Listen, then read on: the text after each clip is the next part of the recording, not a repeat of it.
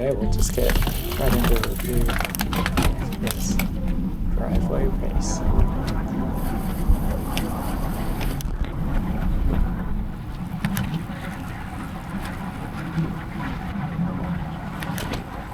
So start towards the front here. Didn't want to be the first one off the front, but kind of let a few other people go, and then got fifth wheel here. It was single file pretty quickly, and it was going to be a little sketchy going around the U-turn, more or less.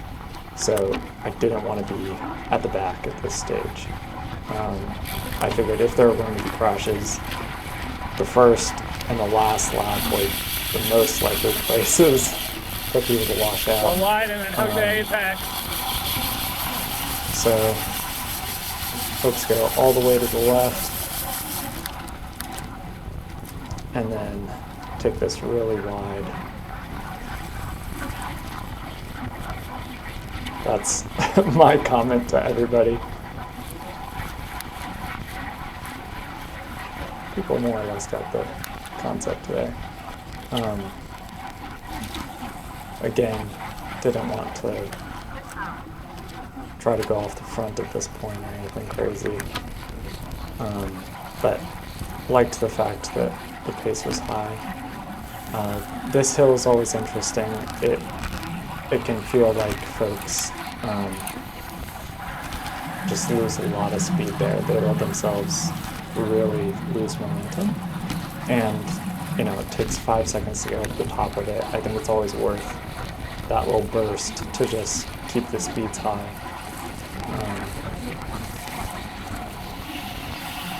But I didn't finish first today, so could be wrong there. Staying single file for a while here.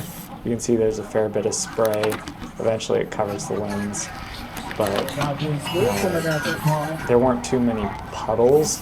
It was just this light surface coating of water. This was really interesting coming through these corners. Folks would slow down, they'd go wide, but they also, it wasn't just a confidence thing. It's the same issue with those two corners that folks have clockwise and counterclockwise. They treat it like two separate corners when really it's one corner with a little bump in the middle, right? Like it's, you turn right, you go straight, you turn right again. You don't want to treat it like a chicane, really. And it's the same deal right here, right? This is a little chicane, but if you just go straight, I'm barely leaning there, and so because I'm not leaning as much, I'm less likely to lose traction. I think I tell them in the next lap that there's a faster line there. I was feeling good. I mean, my heart rate isn't too high right now. Like, this is pretty typical. You can see, no, it's not this lap. I think on the next lap, he loses traction on his back wheel a couple times there, but he really comes out swinging. You know, he's doing a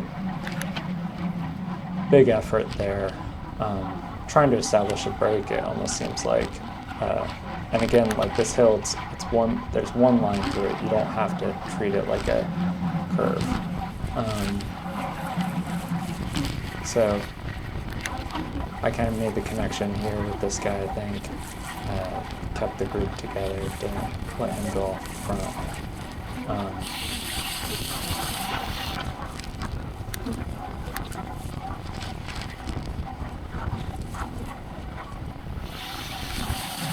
But still felt well within my limits. I mean, in last week's race, I was at 180 beats a minute plus. At this stage, I think 190.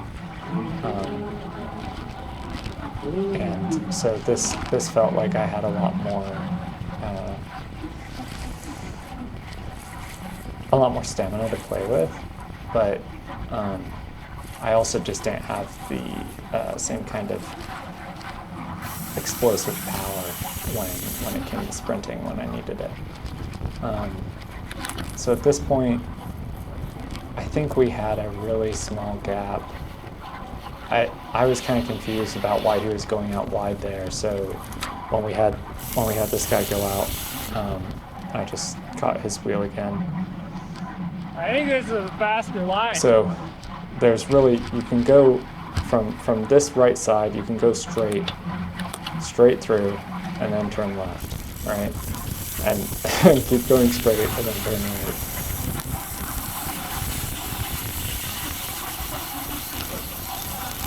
I kind of let him take the front again here. And then watch his rear wheel here. Loses traction once.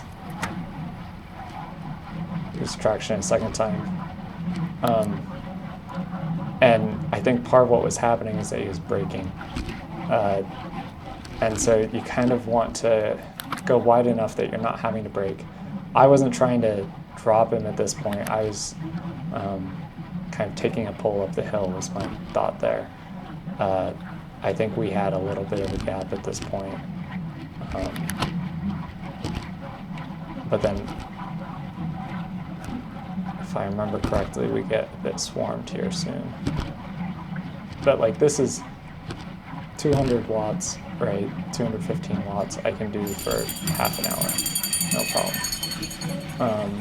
So this is like not a particularly strong pull for me off the front. I'd be doing more on a Saturday group ride. So like I'm okay if people want to let me pick my lines through here, right? So you see, this is like, I'm really treating it like one big corner, and then I'm not trying to stay in the middle there. I use all the road to get to the left side, and then staying on the left here is actually faster because we go right again. So going straight here, you don't have to be on the right side. This guy was fast today. I think he got a podium spot. So when he took up the call, you know, it was time to fall in. Put in some effort here. He took this line a lot about. He went all the way to the paint there, and then keep going straight to be on the left. Yeah, and so that was really nice. It felt like I could get the draft and still be taking an ideal line. So that was always nice. I don't think he breaks through here at all either, which I think is the right call.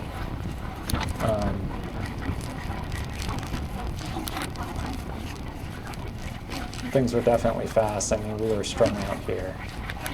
If we were not a small breakaway at this point, it was definitely single file. And he's got plenty of power. He punches it up this hill too. I was hoping to contest him for the preem. That was definitely my goal. I was thinking that I might have better legs once we got to the sprint, since he had been riding basically this whole lap at this point. So I throw in a big effort, try to get as much of his draft for as long as I can, but he just he just rode away from me at 900 watts. So he took that one.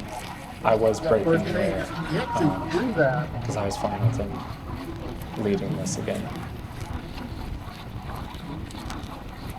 I thought he took this corner pretty well too, but we slowed up to let the group attach again at this point. Like, we didn't need to have our heart rates that high.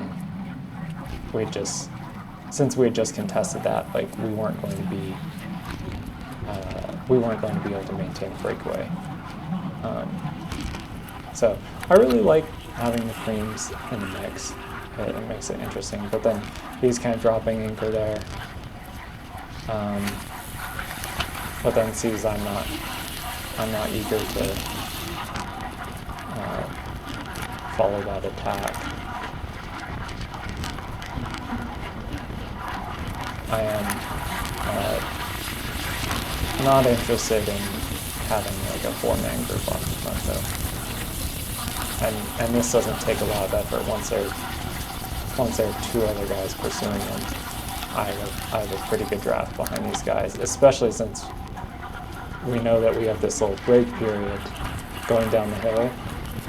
We're not pedaling hard through this corner because it's raining or it's wet, and so I have a chance to catch my breath after burning out 300 watts to stay at the front here. A little bit of moving around the road.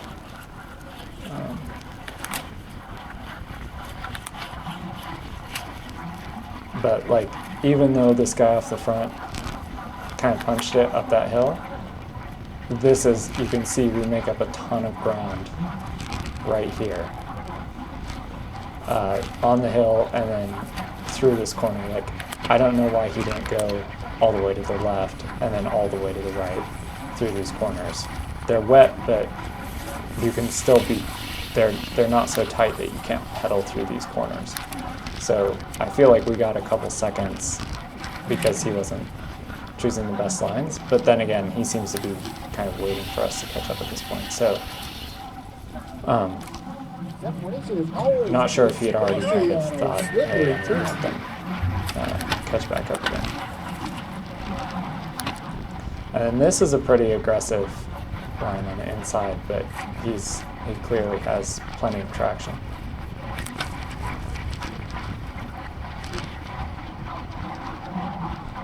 I'm happy to stay with this guy off the front. Came in first last week, so he's got the leader's jersey there. He was wearing a Texas A&M jersey last week. So I think a few folks didn't recognize him. So I'm trying to catch him at this point, but we're probably doing a similar wattage. And again, because I know we're going to be going around this corner and everybody's going to be braking, or at least not pedaling, it's not critical that I close that gap immediately, because I found that I was typically taking the corners as fast, if not faster, than these guys, and so that was kind of my mindset there. But you can see that they punched it right here.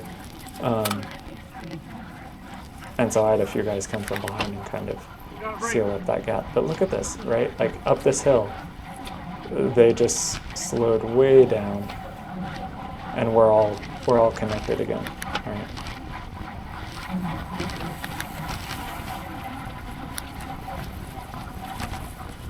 So he said, you gotta brake.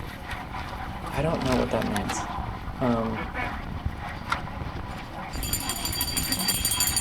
I looked back, I think, when he said that, and we were still all together. So he wasn't saying that we were a breakaway. Maybe he said you gotta breathe, and he was saying it to a teammate or something like that. Can't quite tell. So you can see the lens is kind of getting a little clouded here. It's funny, you can tell that the bike is leaning now, and you have the horizon stabilization on.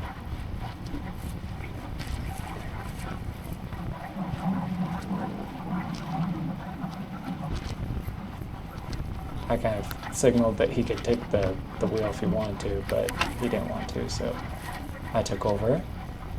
And again, this is like a pretty I can sustain this kind of power for a good while, especially given the brakes that we take for the corners.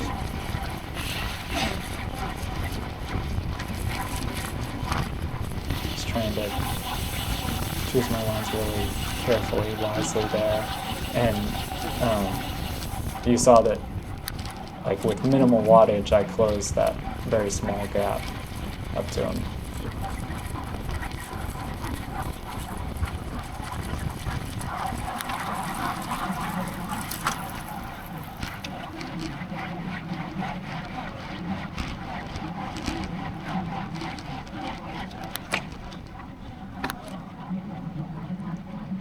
power I'm doing, you know, he's not doing a ton. I think our friend on the stork is trying to get a little gap here. I putting down some power, but I wasn't going to sprint to try to catch him here.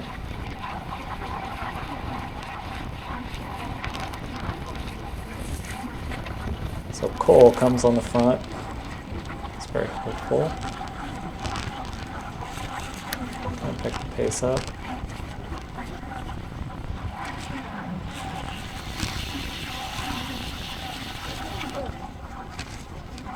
So at this point, we were about halfway through the race. So this is like 15 minutes in. I think it ended up being 32 minutes in total. We had a bit of a late start. I think they were trying out some sections of the track. So Cole definitely did a nice pull here for us to try to catch this guy at the front.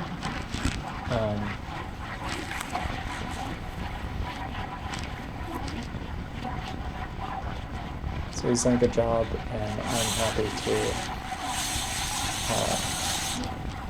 help out, but I'm not going in, so I'll let other people go. And a friend on the trek here, I think we raced together at Lago Vista too, and he and I were off the front a little bit at the very beginning of that Cat 5 race, La Primavera, on Saturday. So mostly I recognized the bike, but I think also the shoes. So that was fun.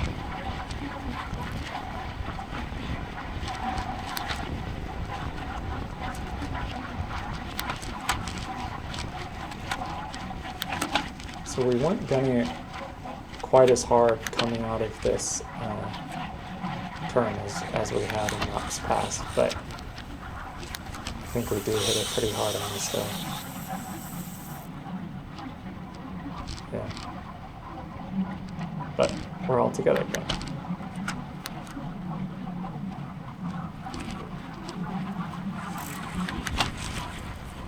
So, like, I don't really know why I ended up on the front there. I was taking the better line. I wasn't trying to pass people necessarily. And so I was kind of soft pedaling afterwards, and they felt obliged to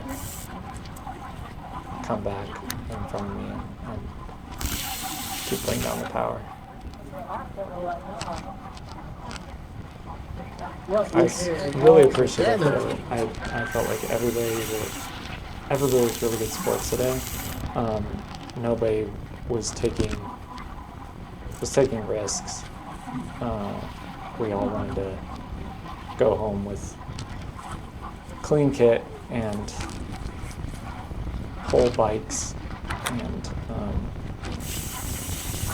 so that, I think that's part of why you see kind of this single file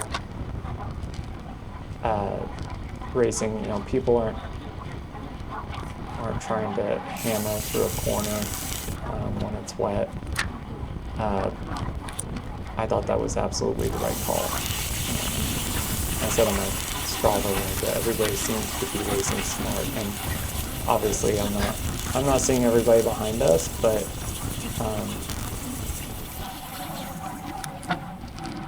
everybody racing behind us was smarter than we were here at the front, so we were taking all the wind.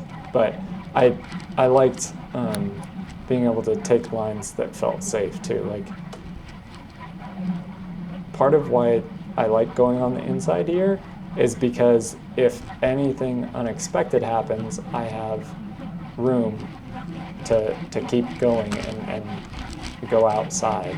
Whereas if I were already on the outside and I start to lose traction, I have a much narrower window. I can't cut farther inside. I'd have to cut to the outside, and I might not have as much room since I'd already taken up a fair bit of that. So this wasn't a no, this wasn't a preem lap. I'm on the front, but when I end up on the front, I'm not really looking at my computer until I'm on the front.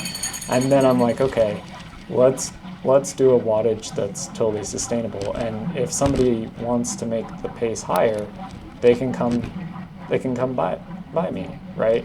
They can attack, and then I'll try to follow them. And if I can't follow them, then I'll wait until somebody comes by who I can follow. I am not the best tactician, but you know, I felt safe in these two races, and it's been interesting, right? It's been fun, and I felt more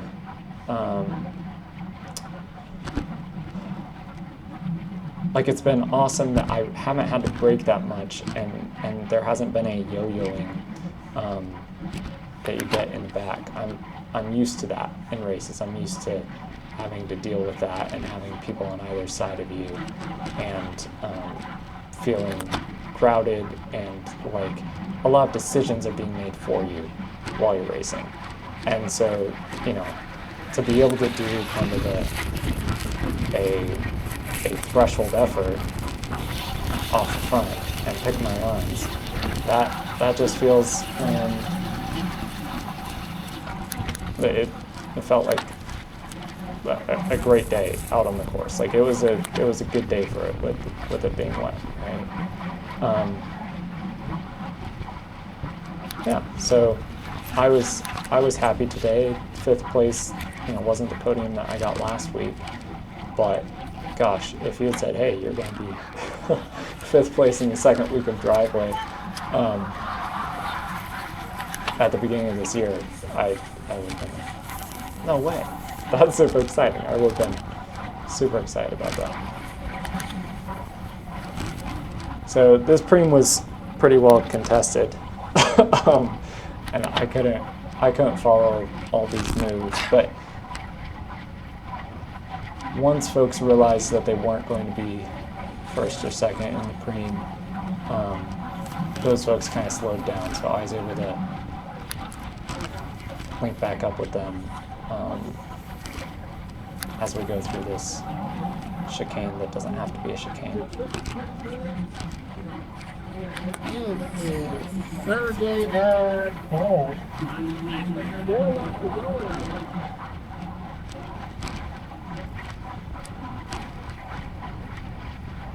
So another reason why treating the corners a little bit differently, like going, like just hitting that apex and trying to make the turn, it's not as wide as possible. It's basically you're trying to soften the angle that you're at. When you do that, you're able to spend more time pedaling and less time not pedaling, because you don't have to lean as much. Or I should say it differently, you don't have to lean as far as long. So you might be leaning more aggressively at a certain point, but you can get more upright sooner. And so that's what allows you to keep moderate power instead of like having such a long time going through the corner where you can't pedal, and then you need to catch back up to everybody else who is cornering more efficiently. So I was very happy at this point. You know, we're 24 minutes in. We've got 10 minutes or less of racing, but at the same time, like, this was not a particularly large group that was racing today, and so I'm realizing in the back of my head, like, okay, I'm more than halfway back in the field, right? Like, I need to make up a few positions to even be in the top half of the field at this point, right? And that just sort of happened. Like, I wasn't paying super close attention. I was just kind of trying to be smart through the corners and regulating my efforts, but other people have been making some efforts and trying to make some moves. And so, even though I felt like I'd been holding pretty steady, folks have been saving their legs in a way that I hadn't been, right? So, right now it's basically, okay, stick with these guys, stick with this group, don't lose connection in any way, and see what plays out. 3 laps to go. Those are going to go by quickly, and I think one thing I've done when I've raced in prior years too is I haven't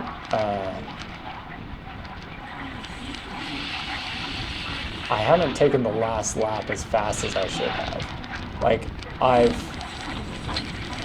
well, to be honest, I was completely spent by the last lap. Like I was already done, cooked. But there's also the fact that, like, you think of the last, like, 100, 200 meters as being the most critical in a crit race, but with a course as small as this one, it's really that whole last lap that's going to be meaningful. I don't remember why I went so wide here. I think it was because Silas was on my right. I think I wanted to give him some room to finish his time. Okay, here's a point where look at how many places I'm covering now. That was 7 places, I think. It was at least 6. Going up the hill, and it was a lower wattage than other times I've gone up the hill, right? So, but I was definitely hammering it up that hill, and I made back all those places that I lost going around the corner just the lap before. So now we're 2 laps to go. And I like this position a lot better, right? I am 6th wheel? Yeah. No, 7th. So we've got one guy off the front.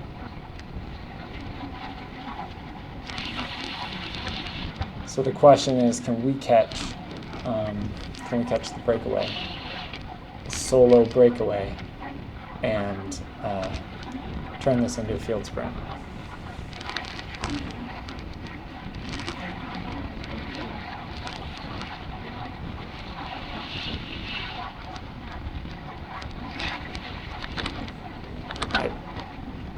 And I think our friend who was leading the solo breakaway, I think he gave up.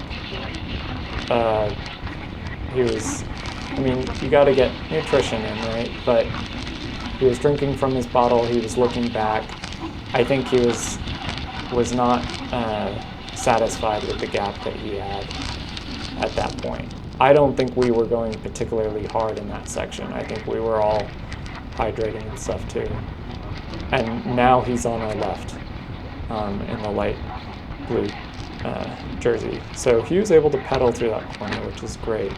But he was also taking it a lot wider than we were, so we just covered less distance than he did. Right?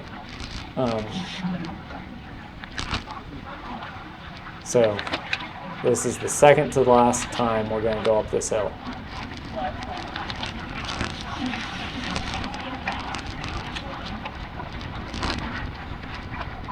I did an even lower wattage going up the hill that time than I did the time before, but I was kind of blocked in too. But I was okay with that. I didn't need to be off the front for the start of the last lap. I say that, but see what happens.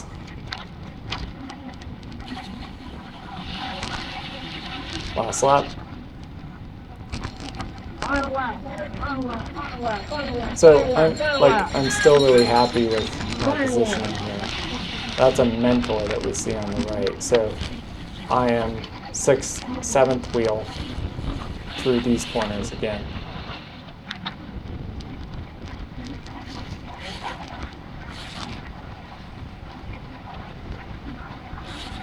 So I would have been happy going to the line with all of these guys.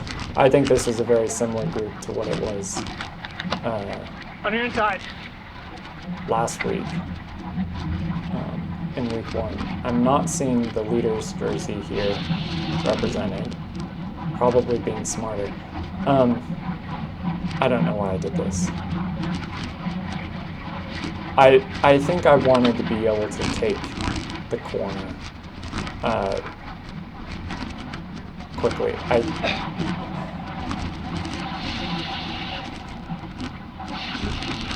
I wanted to be able to take this line, be at the front. Again, like I said at the very beginning of the video, the riskiest times through this corner would be the first lap and the last lap. So you can see I was all the way on the inside that time. And I know this is the moment to do a 60-second max effort to try to get up this hill, same as before, right? And do the basically that was my move. And I knew that would hurt my final sprint ability, but I was okay with that because I was off the front. I knew I was good at that hill. So we had one guy who had a vicious sprint there with the pink on the back, but we did have the leader come through on the hill too. So I think the same guy came first place as last week, and then I was 5th. I know Silas was 4th, and I don't know the guys who came in 2nd and 3rd. I shouldn't have slammed on the brakes there. I basically braked because I knew those corners were coming up. I knew I was going fast, and I was not concentrating very well. So that was the race. It was a good one. Thanks, everybody.